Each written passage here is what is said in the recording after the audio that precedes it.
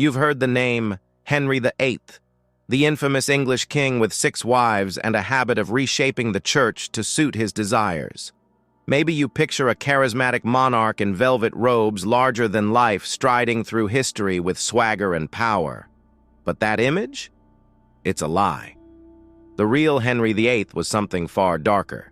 This isn't the sanitized version from textbooks, the one that tiptoes around his cruelty, his corruption, and his decay.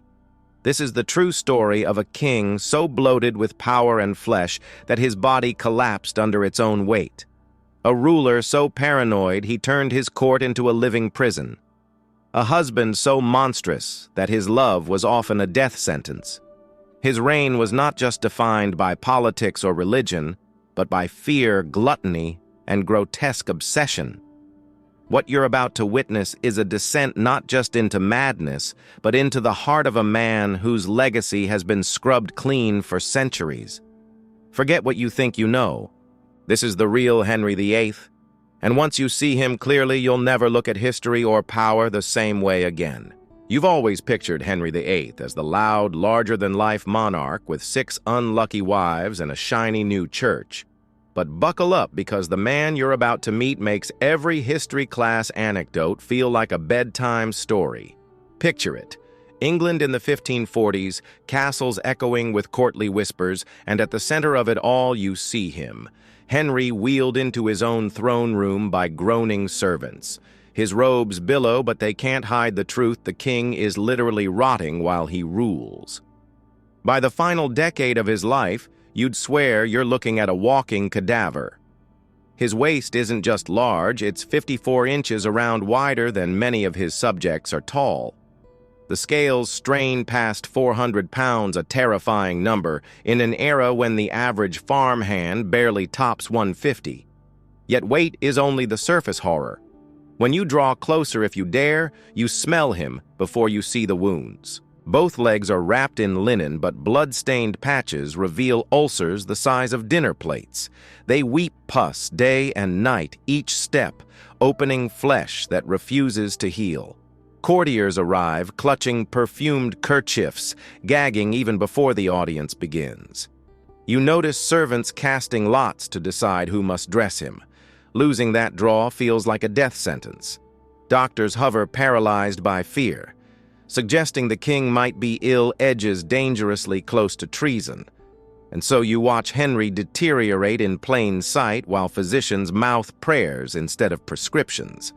Modern specialists would call out a laundry list of diagnoses: Cushing syndrome, diabetes, chronic infection, but the one you can't ignore is the brain damage. A 1536 jousting smash left him unconscious for 2 hours, and ever since his moods snapped from charm to carnage like flipped coins.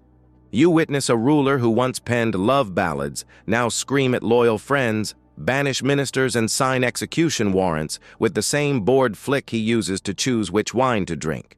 All the while his body betrays him in ever crueler ways. You notice special chairs stationed along every hallway because the most powerful man in England can't trust his bladder for the length of a stroll. Throne rooms must be perfumed twice a day. Even the royal barge carries extra bedding in case an accident strikes mid-river.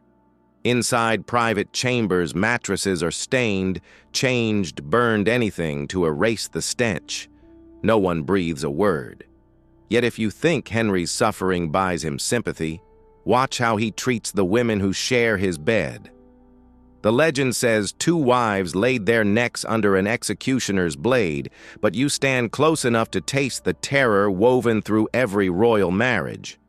First comes Catherine of Aragon, the Spanish princess who loved him since they were kids.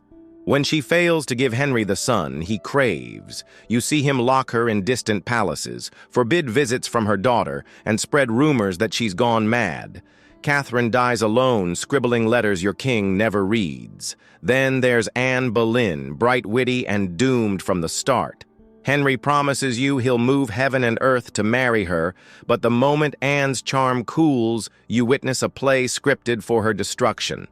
Trumped-up adultery charges float through the corridors, and you feel your stomach turn when Anne's own brother is shoved onto the scaffold first. She's forced to watch each supposed lover behead 5 in a single grisly morning, knowing she's next. Henry, meanwhile, hosts a hunting party that afternoon, laughing beneath a spreading oak, while blood darkens Tower Green miles away. His paranoia spreads like plague. Inside the palace kitchen, staffed by 200 trembling cooks, every dish passes through a gauntlet of tasters. You count 30 minutes on the royal sand glass as they wait to see whether the volunteers collapse. Sometimes Henry stares at them with icy focus, daring the poison to take hold. When no one keels over, he finally lifts his spoon. Even then, guards line the walls with loaded crossbows, because rumor says the French have paid an assassin to slip through the crowd. You can't decide which is louder, your heartbeat or the scuff of armored boots. Meals themselves are grotesque theater. One sitting requires an entire roast boar, a dozen game birds, multiple freshwater pike towers of sugared marzipan, and barrels of Rhenish wine. All for a single man who can't ascend a staircase. You glance at the faces of foreign ambassadors forced to witness this display. Some nod politely, while others turn ash white. Henry believes every bite of swan lends him grace, every venison. Haunch sharpens his hunting prowess, and oysters well. He winks at you knowingly whenever the platters arrive. The household budget spirals, but no one dares complain. Bread made from common barley banned. Turnips fit only for pigs. If the king cannot pronounce a food's French name, it doesn't enter the hall. You suspect the vegetables might actually save his life, yet, day after day, you watch him double down on fats and sugars until his joints seize and the ulcers bloom anew. All this excess feeds a mind already twisting in shadows.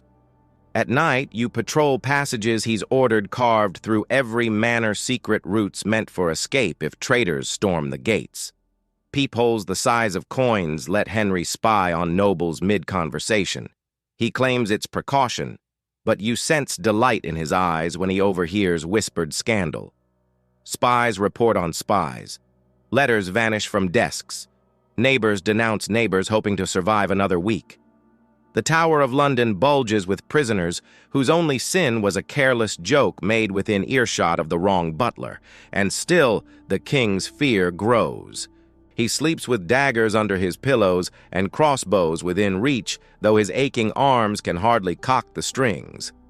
Guards stand inside his bedchamber all night, staring at the royal bulk wheezing among velvet cushions.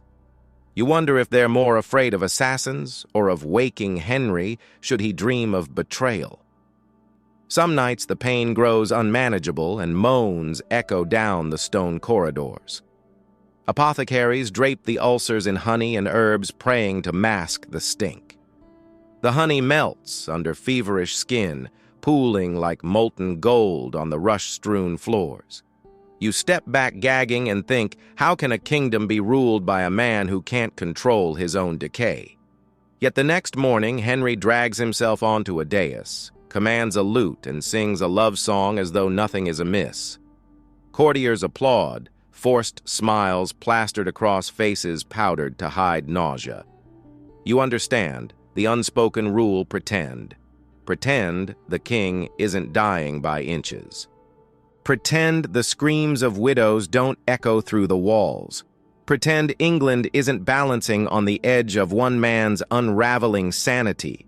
Because for now, Henry VIII still wears the crown, and you haven't even seen the worst of what he's willing to do to keep it. You thought Henry's physical deterioration was grotesque. Just wait until you witness the fate of the women who stood beside him, or rather in front of him on the path to destruction. Because behind every crown placed on a queen's head in Henry's court was a silent clock, ticking toward doom. Each wife was part of a grand, grisly performance, and you, standing in the wings, see it all unfold like a twisted stage play. Let's start with Anne Boleyn. She isn't just another queen, she's a spark that ignites a national crisis. Henry rips his entire country from the Roman Catholic Church just to marry her. That's how much she gets under his skin. But the same spark that lit up his desire soon scorches his pride. When Anne fails to produce a male heir, you watch his affection morph into something colder than winter steel. He doesn't just leave her, he destroys her. First come the whispered rumors, then the accusations. You watch the king's agents torture a terrified court musician into confessing he slept with the queen. He didn't. Everyone knows it. But under Henry, truth is whatever suits his mood that day. Then comes the real horror. Anne is forced to stand in the tower windows and watch 5 innocent men die for supposedly being her lovers, including her own brother. Imagine that moment. Your Anne tears streaking your face as each executioner's axe rises and falls. And you know yours is next. And it is. Her beheading is swift, almost surgical. But the trauma, the pure cruelty of how it's orchestrated lingers like a ghost in the palace walls. Then comes Jane Seymour Henry's so-called perfect wife. She gives him the one thing he wants, a son, and for that brief moment you see joy spark in his eyes again. But it's short-lived. Jane dies from childbirth complications just days after the baby is born. You'd expect mourning, perhaps a hint of heartbreak. But instead, Henry is already eyeing new prospects before Jane's funeral shroud even settles. 9 days. That's how long he waits before dispatching envoys across Europe to find a fresh wife. That's how disposable women are to him. Now picture Anne of Cleves. She's German diplomatic, polite, and completely terrified. You see it in her face the moment she arrives in England. Henry expected a goddess. Instead, he complains she's plain. The marriage lasts 6 months. But Anne is smart. She agrees to an annulment, agrees to pretend they were never truly wed, and in return, she gets her life. She writes him letters of gratitude for not killing her, gratitude for not being murdered. Then there's Catherine Howard, barely out of her teens. She brings a bit of joy back into Henry's court laughter dancing music. But it doesn't last. When Henry discovers she had romantic encounters before their marriage, he doesn't just confront her. He changes the law. He literally writes new legislation that makes it high treason for a queen to conceal her sexual past. You're in the room when the announcement is made. And you realize this isn't about betrayal, it's about humiliation, about control. Catherine is dragged from the palace in tears. Her final words before the axe falls, "I die a queen, but I would rather have died the wife of Culpeper, the man she once loved. She was just a girl." And then there's Catherine Parr, the survivor. Intelligent, careful, politically savvy. She manages to outlive Henry, but not without danger. At one point, her interest in Protestant reform nearly gets her imprisoned. Henry orders her arrest, then changes his mind the next day. You watch her kiss the king's hand in gratitude, knowing full well he just signed papers that would have condemned her hours earlier. That's how you survive in Henry's court, by pretending you're not afraid, even when death is breathing down your neck. But the psychological cruelty doesn't stop with the queens. It extends to his children, too. You see young Princess Mary Henry's daughter by Catherine of Aragon banished from court, labeled a bastard, her royal title stripped. She's not allowed to visit her dying mother. Not even once. And Elizabeth Anne Boleyn's daughter. She, too, is declared illegitimate after Anne's execution. These are little girls cast aside by their father as political pawns. Henry uses love and cruelty like twin swords, keeping everyone close enough to fear him, but too far to challenge him. Even divorce becomes a weapon. You don't just watch Henry end marriages, you watch him make women sign documents admitting their own failure, their own guilt, even when they've done nothing wrong. Public shame becomes royal policy. And all this horror unfolds in glittering palaces, with tapestries hanging on the walls and musicians playing lutes just outside the door. You look around the banquet tables and wonder how many of these smiling courtiers will be in the Tower next week, how many servants will vanish into the darkness after one careless word. Because this isn't just a kingdom, it's a stage, and Henry is its tyrant playwright. And you, if you're smart, learn your lines. But just when you think the show can't get any darker, you're ushered into the royal dining hall and everything shifts. Now you witness not just emotional manipulation, but physical gluttony that defies belief. Henry doesn't eat, he devours. You see it with your own eyes. Feasts that stretch 4 hours long, roasted boars with gilded tusks, peacock pies, platters of swan glazed and stuffed with dates. His meals are parades of meat wine and sugar carried by trembling servants who know one slip of the platter might cost them their heads. He consumes 5,000 calories a day minimum. And this from a man who needs to be wheeled to his meals because his legs can no longer hold him upright. But it isn't just about hunger. It's about belief. Henry genuinely thinks certain foods make him stronger. Eating venison makes him a better hunter. Oysters enhance his bedroom prowess. Swans, he swears, give him grace. And that's where the rituals begin. Every dish must be tested. Multiple servants taste each course and then wait. Henry watches them, eyes narrowed, checking for the faintest tremble. Only when they've survived for 30 minutes does he lift his own fork. You realize this isn't just a man with an appetite. This is a man at war with the world around him, paranoid, powerful, and petrified that every bite might be his last. Even food, the one thing that gives him pleasure, is laced with fear. You don't learn this in school. You don't hear about the golden goblets filled with syrupy wine or the banquets banned from serving turnips because turnips are peasant food, and Henry won't eat like a commoner no matter how sick he becomes.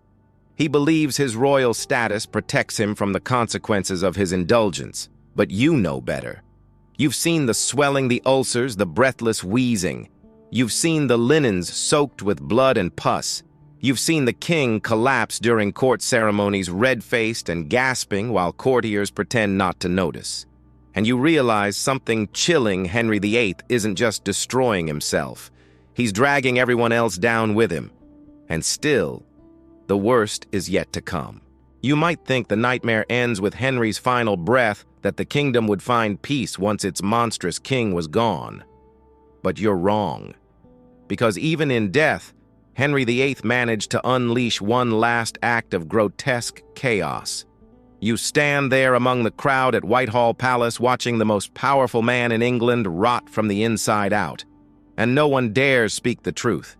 It begins in his final weeks. Henry can no longer walk. His legs, mangled by ulcers, barely resemble limbs anymore, just sacks of infection wrapped in layers of linen and herbs. He's moved by servants using a contraption more suited for hauling cargo than carrying royalty. It creaks with every pull, and behind it trail attendants with cloths and mops, not to clean the floor but to wipe up pieces of flesh that fall from the king's body. Actual chunks of rotting skin. At night, you hear him scream. Sometimes it's pain, sometimes it's rage, but it echoes down stone corridors like a curse. His bed is soaked with blood and bile. The stench in his chamber is so overpowering that the most seasoned doctor's men who've seen battlefield surgeries leave gagging. They still won't say the word death. They pretend it's a cold, an imbalance of humors. No one wants to be the first to suggest the king might not survive. That's a shortcut to the tower. Then one cold January morning in 1547 it happens. Henry dies. Quietly. Alone. But even in death he refuses to go quietly. The doctors, too frightened to check his pulse, simply wait. Wait until the body stops twitching. Wait until the groaning ceases. Then they back away like men escaping a fire. Because they know what's coming. Henry's body begins to bloat almost immediately. His skin turns a waxy yellow, then purples. His belly swells so tight it looks ready to burst. You see them wrap him in lead sheets, layer after layer, then seal the entire mess in a wooden coffin reinforced with iron bolts. It isn't enough. It never could be. The funeral procession begins rolling slowly from London to Windsor Castle. You follow along, the air cold, the mood tense. Everyone is watching the coffin, whispering, praying, hoping it holds, and then disaster. Somewhere along the road, the coffin erupts. You hear the crack first. a metallic groan like a cannon misfiring. Then the stench hits, thick, cloying, and inescapable. The gases trapped inside Henry's corpse explode through the lead lining, ripping open the box and spilling decomposed remains onto the floor of the hearse. The procession halts. Servants rush in with buckets, rags, anything to contain the mess. And then something worse. Stray dogs drawn by the smell creep out from the woods and begin licking at the royal remains. Let that sink in. The man who ruled by divine right ended up as dog food on the side of a country road. The burial itself is no less horrifying. They've dug his grave wide, twice the normal size to fit the bloated coffin. But the ground keeps giving way. The weight of all that lead, all that rot, is too much. It takes hours, several failed attempts, and an entire team of laborers to lower the king's remains into the earth. Even then, it doesn't stay buried. In the years that follow, strange things happen. Priests report hearing groans from beneath the stone. Masons refuse to enter the crypt alone. A foul smell occasionally leaks from the tomb. Some call it Henry's ghost. Others whisper that the body never truly stopped decomposing, that even in death his decay infected the very walls of Windsor, and maybe they're right. Because death didn't end Henry's reign of terror. It just shifted the burden to those he left behind. His son Edward, barely a boy, inherits a poisoned throne, literally and politically. Mary, the daughter he banished, returns to power only to burn hundreds of Protestants at the stake, desperate to avenge her mother's disgrace. Elizabeth rises, yes, but not without scars. You've seen the way she never marries, never trusts a man, never forgets what happens to women who get too close to a king. The court changes, the laws change, but the fear remains. Henry's paranoia, his cruelty, his hunger for power, for control, for meat, never really leave. They live on in the eyes of every noble who wonders if they're next. They echo in every royal decree. You can still hear them if you walk the halls of Hampton Court at night. And here's the real twist: for centuries, Henry is remembered as a great king, the founder of the Church of England, the bold reformer, the man who gave England a male heir. But you've seen behind the curtain. You know the truth. He was a tyrant bloated with fear and flesh who ruled through charm and cruelty in equal measure. A man whose legacy isn't measured in laws or cathedrals, but in the trail of bodies left behind. 6 wives, dozens of courtiers, hundreds of servants, thousands of terrified subjects. Henry VIII didn't just change England. He infected it with suspicion, with violence, with a belief that power justifies anything, even cannibalizing your own soul. So next time you hear his name, don't picture the broad-shouldered king in a portrait smiling beneath his feathered hat. Picture the smell, the screams, the coffin, the dogs. Because that's the Henry you now know, and if this truth rattled, you cracked the glass of the clean, polished history you were taught good. Because there's more, so much more. Hit that subscribe button and we'll keep peeling back the layers, one ruler at a time.